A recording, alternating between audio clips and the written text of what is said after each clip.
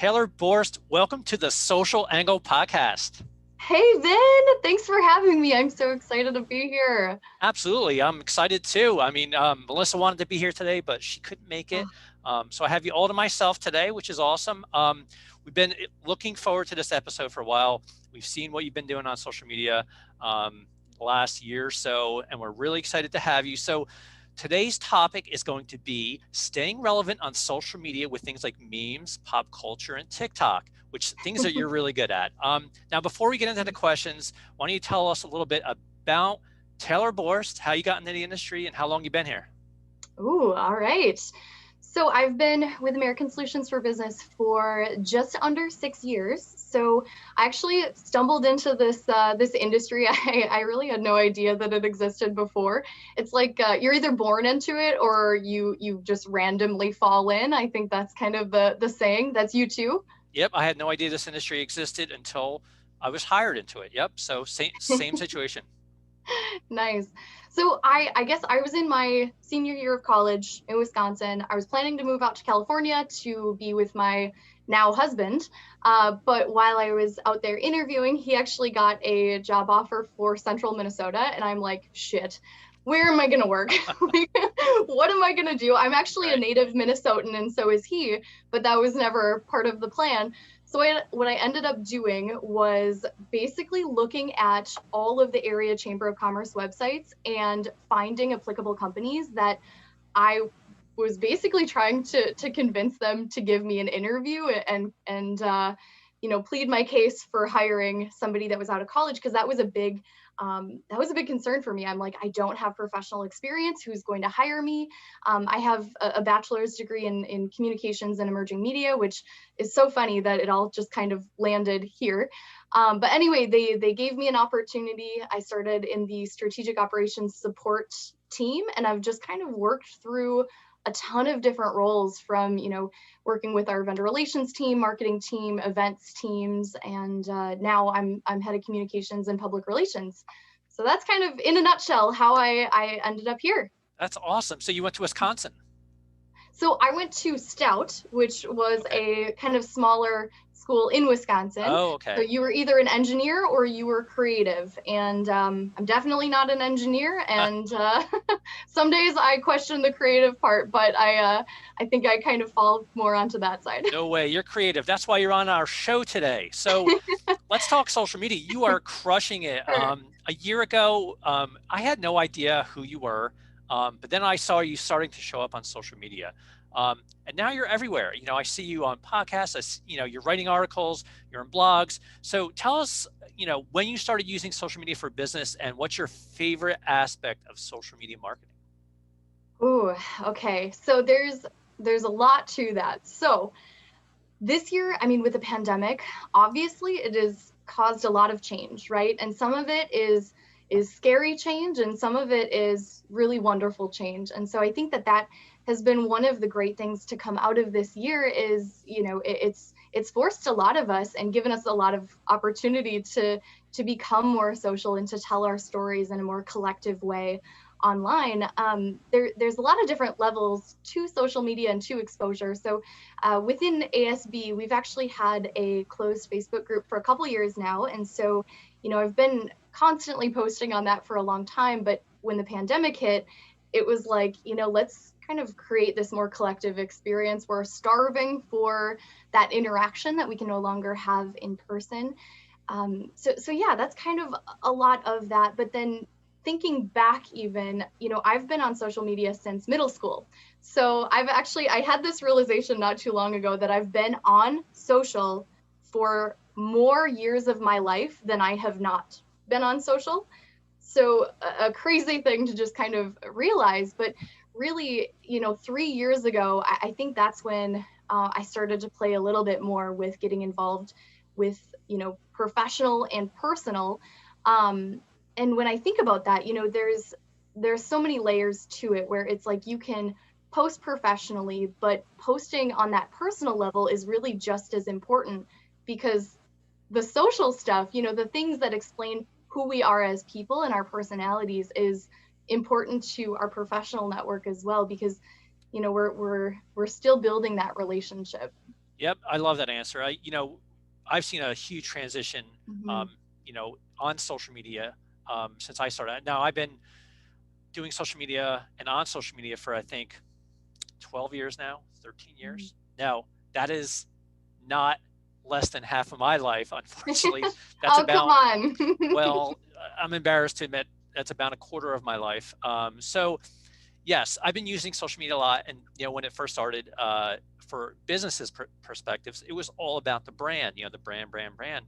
But Hmm. in the last couple of years, I have seen the trajectory switch from the brand to who is behind the brand, the people who are really representing the brand, becoming vital to the success of the brand. So yes, I love your answer on that one. I mean, that's like, we're all doing this. Like, we're doing uh, we're doing podcasts, as individuals. We're representing our brands. We're doing Twitter as individuals. We're using Facebook groups, and we're creating relationships as individuals representing brands. So yes, that's where the transition is.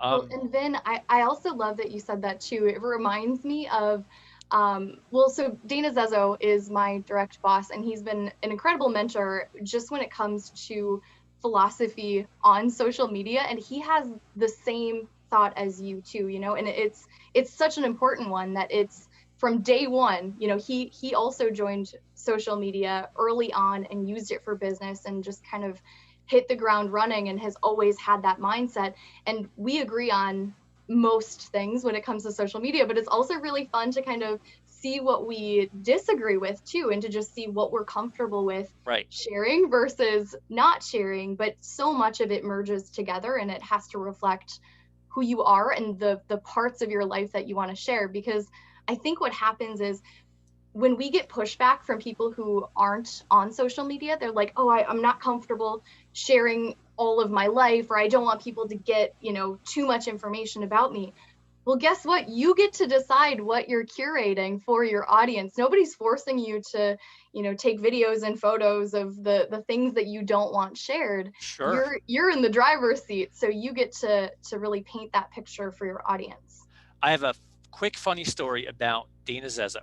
So he, I'm going to say that Dana Zezo was one of the first trailblazers in this Yeah. industry for social media. When I first started doing social media, Dana Zezo was already out there. And Mhm. Dana was, he was on Twitter, he was on Facebook, he was at all the shows, and they, we had all these pictures, and Dana Zezo was always pointing. He was always pointing. And always saying, get social, get social, get social. Yeah. Now, they actually had a name for that, for the point. Do you know what it's called? No. The Zoint. They called it the Zoint. The Dana Zezo asked Dana, called it the Oh Zoint. my God. It How was am the I just Zoint. finding out about this? I want to do like a cardboard cutout at our Oh, next event. I hope Dana's not going to get angry at me for that, because Dana, I don't see him on social media as much. He has transitioned to um, bigger and better things, and he was He has what a he was a lot on his trail. plate. Yes, Yeah, he a lot he on was his a plate. trailblazer. He was Hmm. everywhere on social, and God bless him. I wouldn't say he was a mentor to me, but he certainly showed me the way of how social media should be used, and that's awesome. So a little bit about your boss there that you didn't know. All right. So we're going to stay on track here. So we're talking about staying relevant on social media. Taylor Borst, American Solutions for Business. So, okay, let's talk about staying relevant. So, in order to stay relevant, you have to really have your finger on the pulse of what's trending. So, can you give us some tips on how promo people can stay current on what's trending in pop culture and social media? Yes. Okay, I have to take a deep breath for this because I have a lot to share with you, Ben. Okay. Woo, it's going to be a long podcast. Yeah, I hope you all have like 3 hours. No. So, okay, first and foremost, use the online communities and tools that your organization might already offer to you. No matter if you're with a distributor, supplier, whatever, even if it's within, the ASI community, the PPAI community, there are so many tools out there that exist already. We don't need to recreate the wheel. Just be sure to engage. That's kind of step one. Beyond that, we have a lot of different layers that are out there. Facebook groups, that's a really big thing. You know, a lot of people have their own organizational Facebook groups. American has one as well. But there is the promotional product professionals group. It has, you know, nearly 12,000 members. It is this amazing collective space where you can share ideas and source and really just understand what's happening from a high level view. There's also the promotional product young professionals too. So depending if, you know, you identify yourself as a young professional or maybe just young at heart, you can join that group as well. And, you know, an amazing community. Next, follow promo people on Instagram. Please follow promo people on Instagram. It is the best way to just organically put those conversations into the feed that you're probably scrolling through at your desk or even just on the couch when you're hanging out in the evenings. You don't even realize that you're learning, but you're learning from what gets posted. So be sure to build your network there too. I think a lot of people focus so much on LinkedIn, which is still a wonderful platform, and connect with as many people on LinkedIn as you can. But I think that, you know, Instagram gives us this much better insight to who we are, what we're thinking about all the time, especially through, you know, those reels, posts, stories, everything. Next would be attend virtual industry events. So ASI has, you know, a lot of different virtual events. So does PPAI and Sage, commonsku. You know, there are so many options out there that you can attend, a lot of the time for free. A lot of the time they also have networking or social elements too. Check out Promo Kitchen. So I am what's called a Promo Kitchen sous chef. And so I'm part of that organization, but it is a nonprofit industry org, and it's centered around mentorship and education. So you can go and, you know, find a mentor, or you can be a mentor. They have blogs and other, you know, educational tools available. We also just did a virtual social. Well, I guess we also have a lot of different resources on social media. Just trying to think, I don't want to miss anything with Deep them. breath, But deep breath. whew, Vin, you got to keep me on track, man. Take a deep breath.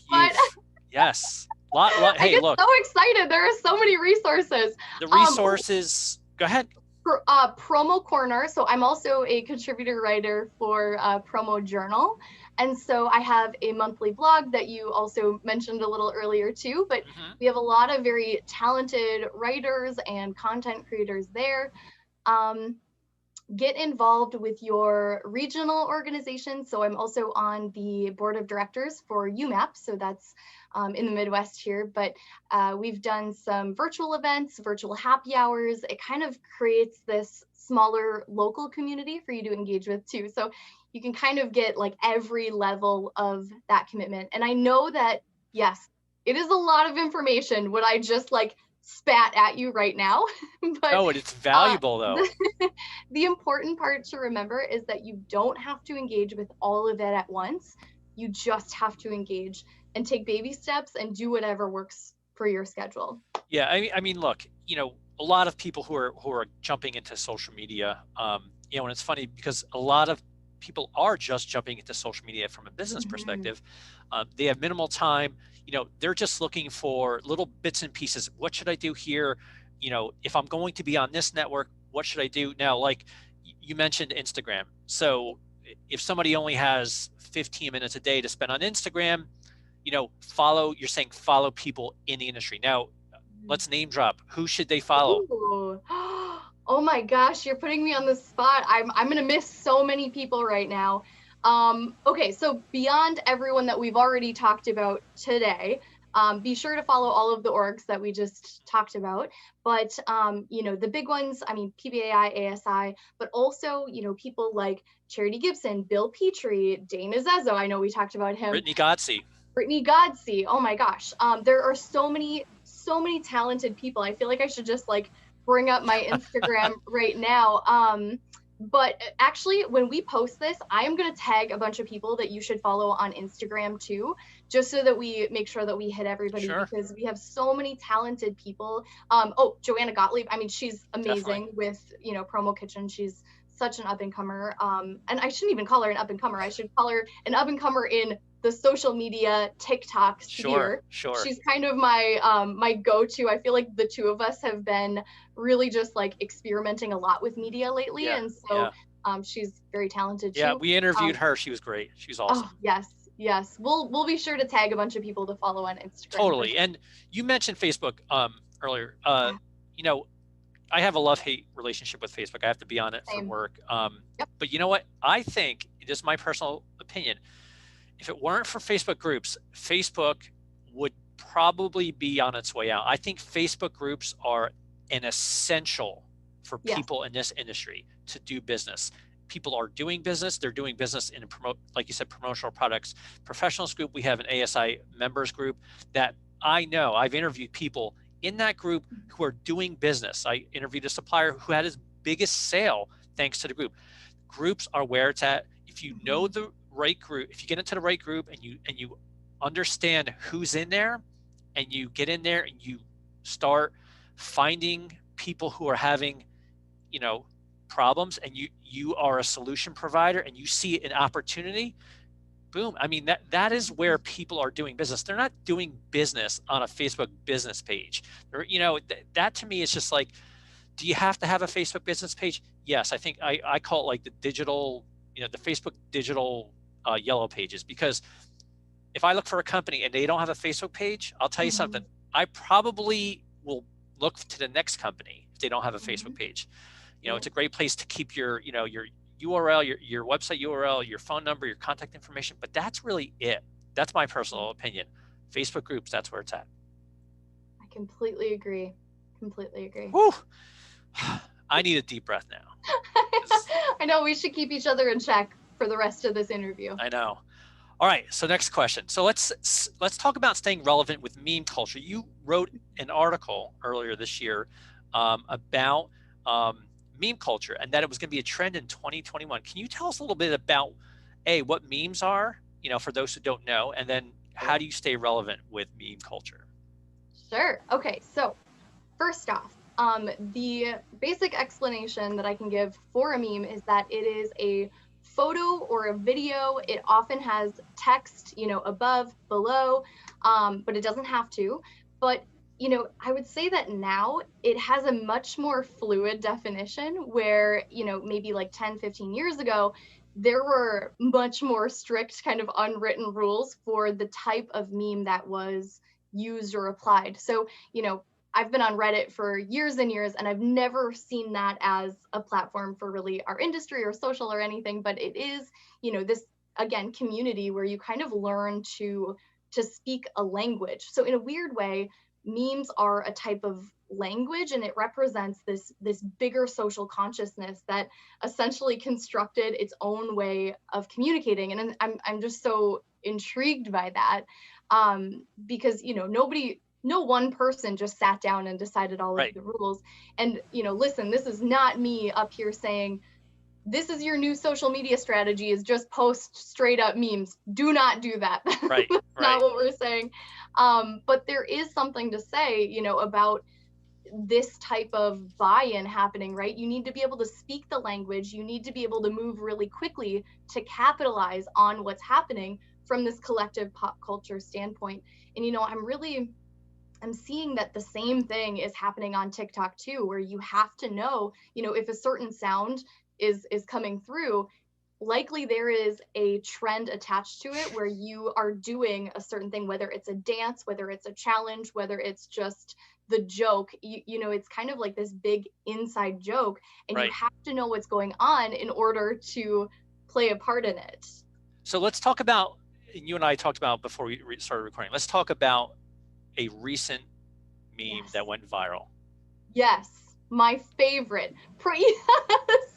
Yes. So You have me smitten. Yeah. if anyone is unclear about what a meme is, so Bernie Sanders on Inauguration Day sat there in, his little coat and his little mittens, and the picture of Bernie sitting up, in D.C. on Yeah. Inauguration Day with his little mittens, no hat, which I was shocked, but he looked cold. Yeah. That went viral. It was everywhere. Like, Taylor, I Yes. could not get, I couldn't, I went for a walk, turned off my my devices, and I could still kind of see it in my head. I was like, it's everywhere. It was everywhere. Um, and So so much so that for Valentine's Day, my wife got me a card. That's a meme. That this is a did she hand draw that? now she bought that. Oh, I was That's gonna an say example she's of, very talented if she did. yeah, who knew, right? So So so Vin, I do want to point out though, you say it was everywhere. I want to point out it was only cool for about 3 days tops. And then it was dead. then it was Or gone. it was like beating a dead horse, right? No, I agree. I think it got to a certain point where it Mm-hmm. jumped the shark, where I was just like, I can't take this anymore because it was everywhere. Now, could people in this industry take advantage of something like this? Yes, and they did. So my favorite post that I've probably seen all year was done by the Sanmar team on Instagram. Be sure to check it out. Maybe we can include this in the comments Sure. too. But what they did is they created like it was create the look. And so they did Bernie, and then they basically plugged in their products of, where you could get that from Sanmar into the meme. So it was like this perfect combination of like, this is happening in pop culture. This is, a funny way to apply it or translate that language to the promotional product industry. And it was just such an exciting thing to see. And I feel like it caused this spark probably for a lot of people where it was like, oh my gosh, we could be doing this the whole time. Yep. And, to just kind of keep an eye out for how we can weave promo into daily life, because that's something that we tell customers all the time. Promo is part of your lifestyle.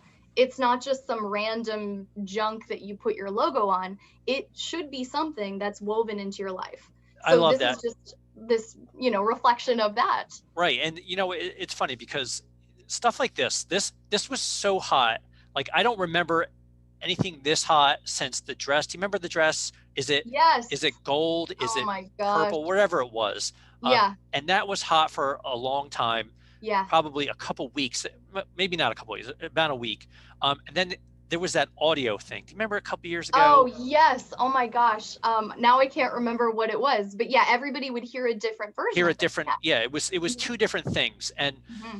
that was viral for a while. And when those things happened at ASI, I met with the team and I was like, okay, how do we capitalize on this? How do we, Mm-hmm. you know, jump on this trend, this meme, and we tried. Like, it's difficult because by the time it becomes really, really hot, a lot of times you're at that like, okay, you got to act now Yeah. point, Yep. like, Pull that trigger. you got to pull the trigger. You got to Mm-hmm. do it that day. You got to turn it around in a few hours. For a lot of people, it's not possible. It's like, they jump on it like, a couple days after it was viral. And the impact is not the same because like you said, Mm-hmm. like people get tired of these things quickly. Yeah. But if you stay on trend or ahead of the trend, with some of the tips that you gave earlier, you'll know that this is coming and that it's Mm-hmm. hot and that you can kind of jump on it. So that's an answer that, it's like you have to have a team in place who knows what's going on. You have Right. to have people who are on social media, who are paying attention, and can kind of pick up on those things. But And yeah, the courage to just do it, right? right, Because I think a lot of us were like, oh, that would be really funny. And then it's like, no, I better not. right, right. I But remember a yeah. couple years ago, it was Super Bowl Sunday, and I forget how many years ago this was. The lights went out. I don't know if you remember. I think it was right before the Hmm. game. The game hadn't started yet, and the lights went out. And Oreo, the brand Oreo cookies, they created a meme based on the lights going out that was so amazing, and it got like 100 million. Like I mean, it was really good because they saw the potential to jump on something, and they turned it around in a very, very short time. That's not something I think is realistic for our industry, because we don't have like these teams of people who are like working on social media ready to jump on those things. But for something like this, yeah, like you said, Sanmar, they did a really good job on that. Mhm. All right. Whew. Deep breath. Keep those deep breaths going. All right. So let's talk pop culture. Your posts, and I'm talking mainly about what I've seen on TikTok. You combine your work, like say for instance, like a quick flip hoodie, with your love of music and sound bites from shows like Schitt's Creek and Parks and Rec. Now, how has that approach worked for you, and how do you measure success on those posts? Yes. Okay. So I think first off, it really comes down to what's going to be content that will apply to more than one audience, right? Because we can talk about promo all day long in a way that only promo people care about. It's really playing with the different audiences and seeing them converge that get really, fun and kind of takes us out of this box and helps break that barrier down of how do we educate more than just our industry. I feel like we've talked about that for a long time. You know, whenever I say like promotional products to friends or family who, aren't really in tune with what I do, I have to actually explain what promotional products are to them sometimes. So even the words that we use sometimes are so internal. And so it's really fun to just kind of play with where do our barriers lie? To your second question, which is kind of essentially what it boils down to, it is how do you track ROI, right? Sure. Um, so when this question is kind of asked by either our sales associates or other people who are maybe struggling with social media, what I like to tell them is that there are two ways to track ROI on social media. One of them is quantitative data.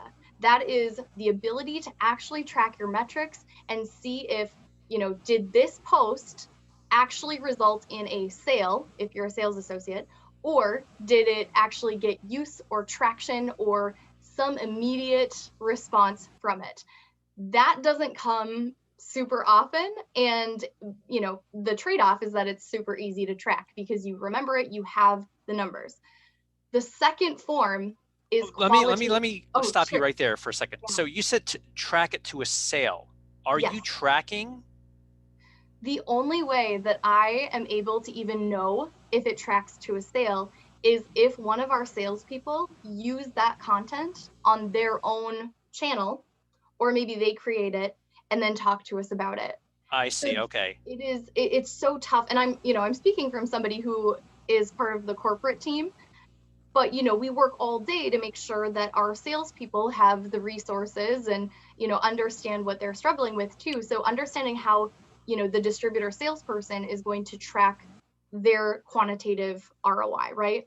It's those few times that they actually have a customer come back and respond, on Instagram or Sure. Facebook and say, oh my gosh, I love this, let's talk about it, and then it makes a sale. Right. So it's tough to come by, but you have the numbers in front of you when it happens. Sure. I mean, we look at data all the time on our social media, and we always talk about, how do we measure the success here? Like, is it engagement? Like, what is the value of a like? We always try to put a price. What is If a a like like on a post? a like is a cent, a comment is a dollar. Comments make the money. You know what? If you're listening to this right now, don't like it, drop a comment and just say I'll you like take it. I'll take it a step further. Share is where the money's at. Like, comment for True. sure. When people comment, it's the value in that is so, like, I can't begin to tell you how much we love comments. Like, comments are the Mhm. things that we want most of all. But I do know the impact of a share gets it to a bigger audience. Right. But I agree with you. Like, liking something seems to be almost like things. It's something that people do kind of like in passing. It's like you Mhm. scroll through, you just like. Oh, it's like my mother posted this. I'm like, I gotta like it, right? Boom. But to actually get in there and engage and post a comment means you have to think about it, and you actually have to kind of be invested in it. Right. Anyone could do a like, but you're right. Like, what? How do you put a price on that kind of stuff? How do you put an ROI on it? Like we're Mhm. not tracking our social media to sales. That's Yeah. not what we do. Yep. We Yep. try to put like logical metrics behind our engagement. So, Sure. but it's up to everybody. Everyone's It different. is. It's so different. It's so personal, and it really depends on who your audience is. But I think that kind of segues into the second type of ROI, which falls into the qualitative data, right? So that is going to be basically impossible to track because you never know the true impact. It really, honestly, what it is you have to look at it over the course of months or years, because no matter what, people are going to want to work with people that they know, like, and trust. And that qualitative data is really the only way that's going to get you there. I mean, Vin, you mentioned that I really haven't been on your radar for, for very long, maybe a year. So I could actually classify my content as the qualitative data that I'm tracking right now is the fact that you and I are talking to each other right now in your podcast. Right. So Right. that is measurable. It's just not going to be qualitative in the way that your back-end analytics are. Sure. Sure. I mean, that's definitely, one way to look at it. I mean, everyone, like we just mentioned earlier, like everyone's going to be different. Like everyone has different goals. Like you Right. kind of have to set the goals based on what you're looking to achieve. And, a lot of people get into social media and it's like, they don't know what they're going to do with a campaign. It's like, well, what are you trying to do? What's your end game here? Like for me, Right. our social media is all about trying to get people to engage, to have conversations, and when you get one like on something, it's just like, yeah, it didn't work, but it doesn't mean it wasn't good content. Like you got to like kind of Exactly. refine your strategy, figure out ways Yes. to make it work. Because like a lot Yep. of times, I'll post a tweet and I'm like, it got one like or no likes. I'm like, that was a damn good tweet. Well, like, what's wrong with you people? Like, engage, what's wrong with you? And I'm like, well, maybe it Yeah. was the wrong time of the day.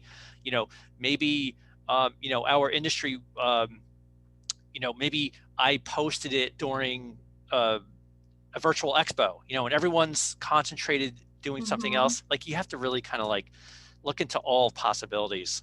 Yeah, and I think that the key to longevity on social media is being patient, but more than that, being kind to yourself, right? So not setting crazy expectations when something doesn't blow up, being okay with it and not taking and Sure. internalizing it as I'm bad at my job or that was even bad content. Because if it positively impacts just like one person in your audience, it's still good content, right? Right. You never know when that's going to circle back for you later. So it's just, it's sitting out there. And actually, you brought up a point a little earlier in the podcast where you were saying that, you need your Facebook page for credibility, right?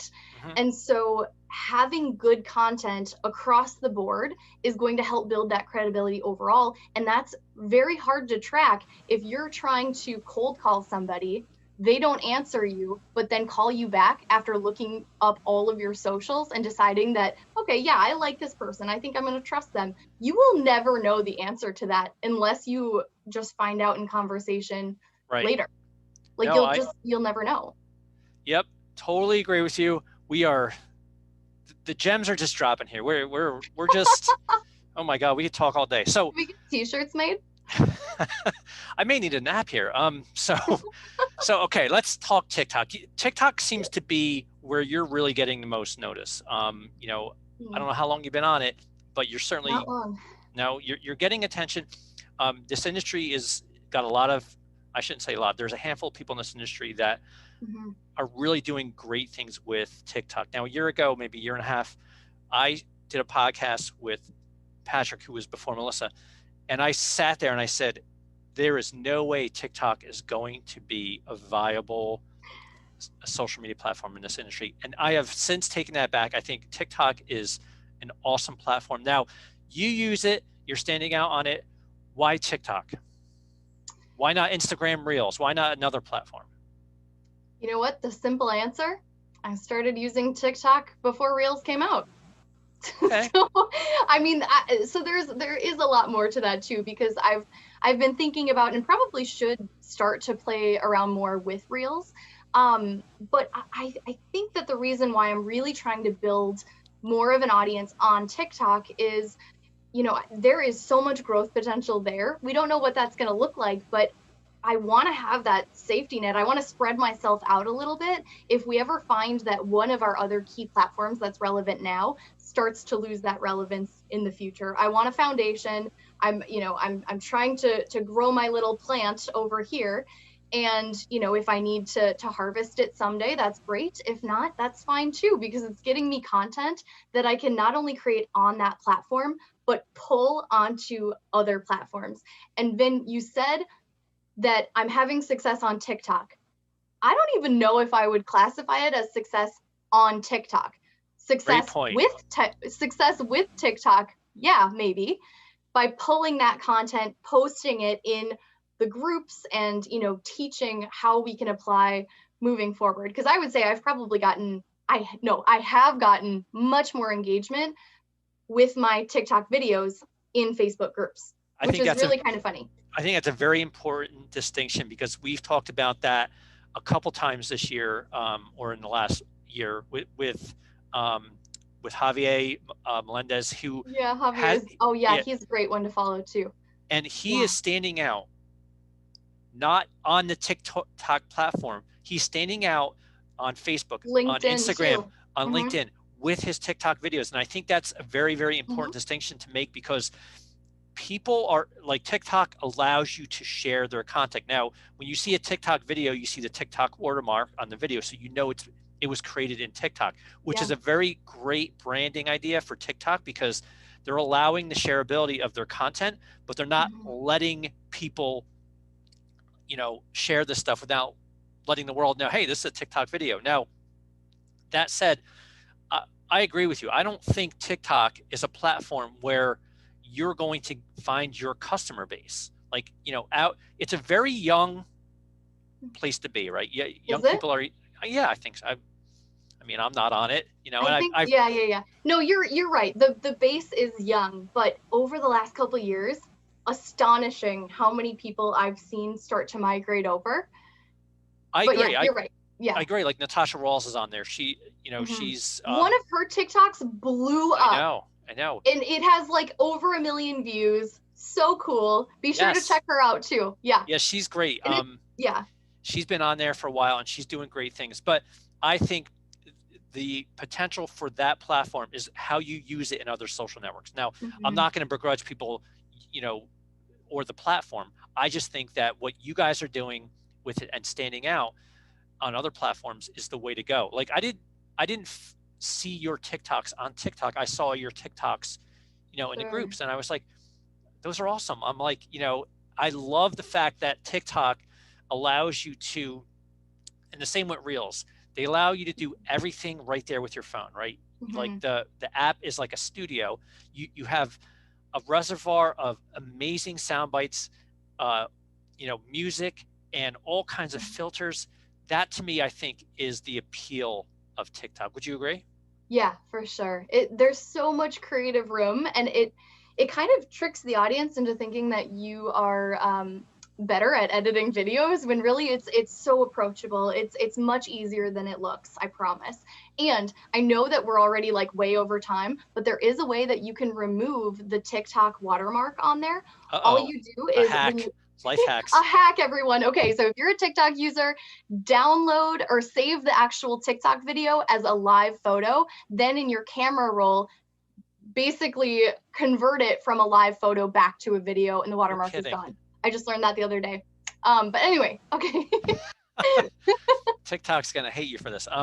But yeah, I mean, look, I have no. If I was sharing content from TikTok, I would have no problems keeping the watermark on there. But if you're one Yeah, of those people who wants the world to believe that, you're just I created making this it. myself, and I don't care if TikTok sues me, there's a hack for you. Right. Well, especially because if you do decide to upload it to Instagram Reels, the Instagram algorithm actually prefers videos without the TikTok uh, watermark on there. So there's a strategic reason why you would remove it and upload I it into that see. space too. Okay. So All yeah, right. Good to know. All right. So yeah, like you said, we're just we can go on and on forever. I got a couple more questions I for you. said 3 hours, Vin. I hope you're clearing your calendar. I gotta clear my calendar now. All right. So here's a question that I think is a little bit deeper. I'm going to try to hit you with this one. We're talking light stuff here, a little bit deeper. Why do you think it's important to stay up to date with trends and pop culture um, in our industry? Like, to me, I feel like, what's the benefit to our audience if they are using pop culture and trends in their marketing? I love this question so much, and I'm going to try really hard not to offend anybody as I answer it, but here we go. So, first off, I think a lot of people assume that being trendy or knowing what's happening in pop culture is frivolous, and that, you know, it's not actually going to affect my business. And that might be true. Maybe it's true. Maybe I don't, you know, I don't know your business. I don't know individually what that looks like, but I do know that the gap that has traditionally been existing between retail and promo for years and years is getting smaller every day. I mean, 2020, we definitely learned that the world can change very quickly. And if anything, the margin between retail and promo is razor thin right now. And it might sound scary, but it shouldn't be. It should actually be really exciting. But what's happening is that the buyer is also changing. So, you know, I know that there's always been this joke of the industry being, you know, older and, you know, not very much diversity. And it's, you know, it's kind of just always been like that. The buyer is getting younger, more female, and higher expectations. And so if you do not meet where that new buyer is, they're not going to buy from you. They're not going to want it. I mean, it's there's too big of a social gap that in order to make up for the age gap, the gender gap, you know, whatever that gap is, you have to come back to that buyer's level. And the buyer of right now cares about trends. They care about what's in retail, and they do not want you to talk down to them and act like you know more than them, when likely they're very in tune with what's happening. And so it really just kind of backs up, you know, the social layer. But then on top of that, there's also the technology. The technology is much smarter too. So we can't rest on our laurels of, you know, oh yeah, I have a source for that, because guess what? Your buyer can probably Google it and have a source in about 10 seconds too. So your value has to be the humanness and the ability to curate and provide actual consultation. I love that answer. I'm just going to clap here. What a great answer. I love that. I mean, look, yes, your buyers are they're savvier, they're younger. Like when I started, you know, I'm Gen X. You know, I was born in the 70s, and you know, I represent a different generation than, you know, a lot of the buyers today. Like when we started doing articles for ASI, you know, back in 2009, 2010 about, you know, millennials, you know, they're going to represent a bigger portion of the buyers, and then it's now millennials I think represent most of the buyers. Gen Z is now starting to, you know, they're buyers as well. So these are people who grew up with social media. You know, these are people who have their fingers on the pulse of trends and memes and pop culture. And I think what you said was perfect. That line is becoming razor thin. So that is exactly why people in the promotional products industry should be paying attention to memes and pop culture, and looking at TikTok, maybe not on TikTok, but looking at the videos that people are posting from TikTok, and just kind of seeing and consuming and understanding what's going on in the world. Perfect answer. We've got a couple more questions. Taylor, I know. Whew, another deep breath here. All right. So pretend I'm new to the promotional products industry. I'm a very small distributor. You know, I'm a mom and pop shop, you know, a couple employees. I want to get into the social media game, but I only have time for one social media network, you know, maybe 30 minutes a day. Can you give me some pointers on how they can stand out, you know, stay relevant, stay on trend? Mm-hmm. Yes. Okay. So you talked about the platform, you know, that I would suggest. I would say it depends on the audience and the comfort level and the type of content that you are wanting to put out into the world. So personally, this is just me personally. I prefer Instagram, TikTok, and LinkedIn. From an outward content perspective, I love Facebook groups for the collaboration. So it's like there's a reason why you love and use each platform. So a lot of that really depends on what that is. You know, if you're a little bit quicker paced, if you know that somebody is going to be on it, every single day, even for a sliver of time, I think Instagram is really, really great. It's so visual.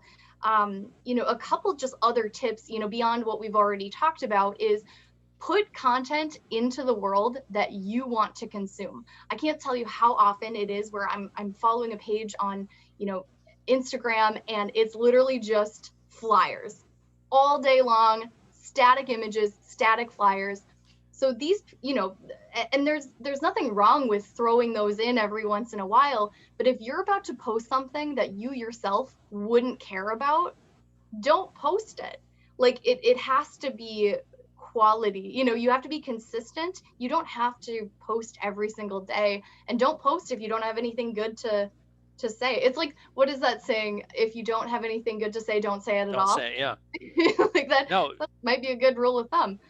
no, Um, that's really good. I like what you said about Instagram. Instagram is, mhm, I used to, when we went to shows, physical shows, I used to walk around and I would talk to all the vendors, and I would stop and talk to distributors as well, ask them questions like, what social media are you on?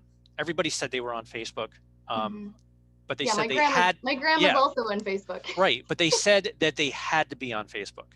They also said Oh, they love being on Instagram. oh, that's so interesting. I and it, totally agree. yeah, and I think Uh-huh. Instagram, the only thing that I think might be a drawback to Instagram is that you can't really share links in your posts. You can Mhm, share links in a link tree, up at the top of your profile, but you can't, like, I love that. And I hope Instagram never changes, even though they're owned by Facebook.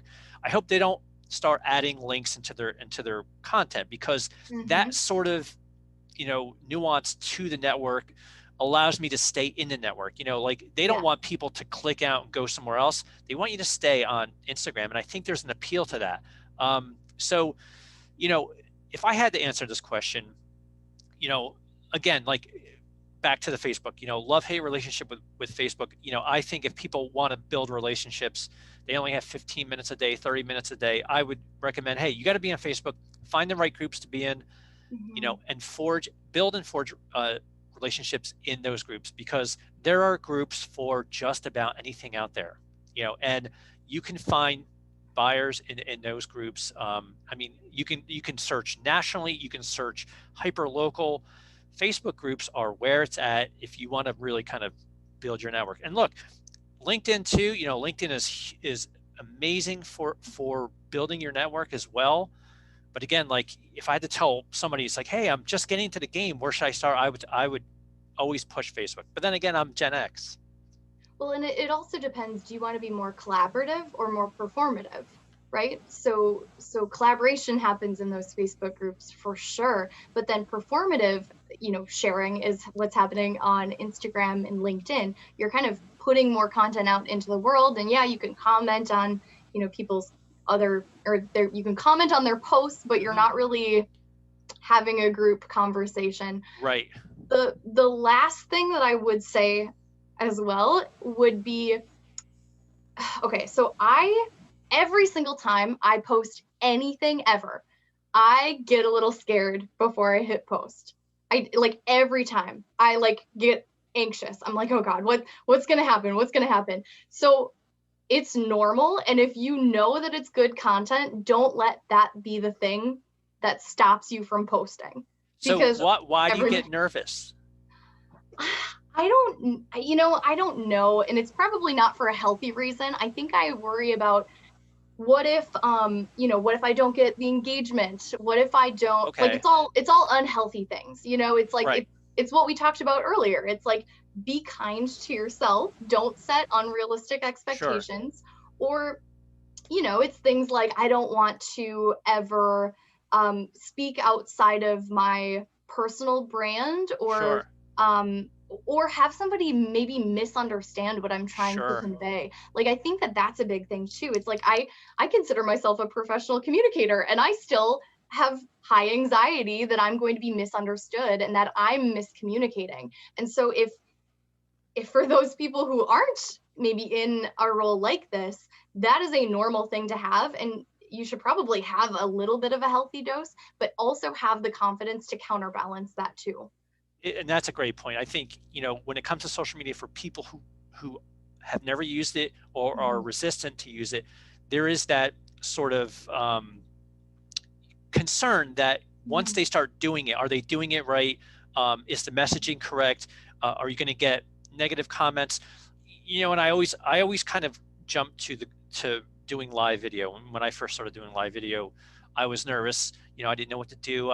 It's like, and you're going to have that sort of nervousness when you first start doing it.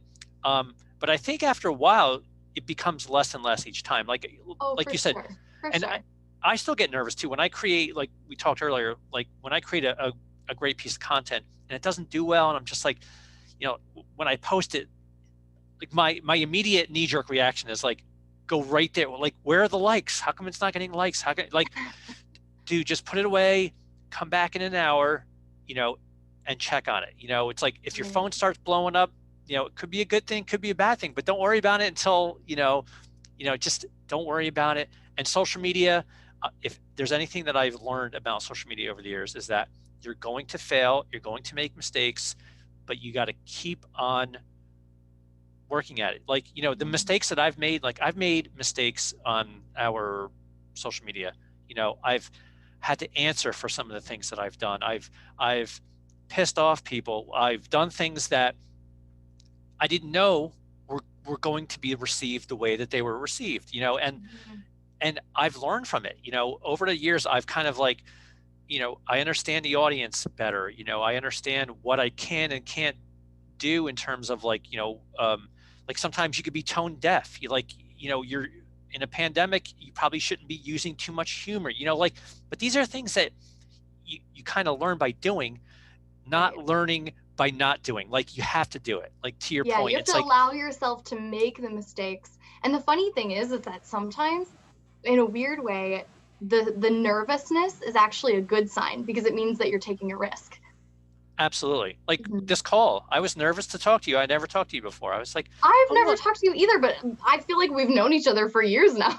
now I do. I know a lot about you. So this kind of segues really well to our final question. I always end with a fun question. And just by looking at your TikToks, you referenced Parks and Recreation and Schitt's Creek, which are two really good TV shows. You use sound bites in some of your promotional videos. Now I have to ask you, if you had to watch one show, if you had to pick one over the other, which one would it be? So this is a very tough position to be in because I love them so much. They're both amazing. If I have to choose like rewatchability, I'm picking Parks and Rec. But Schitt's Creek is way wittier and a little funnier. But I think we all have kind of like those shows that are like comfort shows to us that we've watched over and over, and you can just have them in the background. That's Parks and Rec for me. What about you? Well, in full disclosure, I've never seen Parks and Rec, even though I've probably used the Andy shocked face meme 100 times in my social media. Um, I know Ron Swanson. It's like Nick Offerman is like, kind The of like, man. he's the Yeah. man, and I've never seen a show. I know it's on my radar. It's like, I have kids. I have a 12-year-old and a 4-year-old, and it's like it's hard for my wife and I to sit down and watch shows. Like when we watch a show. Mhm. Um, that's probably the only show we're watching. So we sat down and watched Schitt's Creek last year, and it was awesome. I'm telling you, I So cannot good. get enough of Daniel Levy. I think his character, David, was so it Genius. was And he and genius. his dad, I mean, he and Eugene wrote it together. Right, And right. so my family, we joke that we are the Rose family because it like all kind of lines up. And so, I'll joke about being Alexis, you, David, Ooh, just David. trying to perfect But every lost. character on that show is amazing. Is Just amazing. so good. And I mean, if nobody who's listening has seen Schitt's Creek, first of all, we've probably lost them at this point. But Right, right. second of all, if we're still on, watch that show. It's so funny. It's So really funny. good, and it's won a bunch of awards, and it Mhm. rightfully so. When it first came out, you know, um, it was on that, what is that, Pop Network and Yeah, yeah, Pop Pop. TV, Yeah, yeah, and yep. we were all like, "What's Pop TV?" And then after I'm watching, I'm like, "We're tuning in to Pop every week," and I'm like, "This show is awesome." And when it ended, I was just so. I mean, it was a great ending It episode, was. but what a great series. And now I have to put Parks and Rec on my radar now. So Do. Well, thank you so much, Taylor Borse, for Oh, spending an hour with me today. It's been thank awesome. you. So before we go, let everybody out there know how they can get in contact with you. Oh, sure. Okay. So definitely Instagram, Facebook, although I'm not as quick to respond to messages. I would say Instagram and LinkedIn are probably going to be my main ways. Otherwise, feel free to email me and contact me that way. Awesome. Thanks again, Taylor. For Thank Taylor, you. I am Vinny. We'll see you next time on the Social Angle Podcast.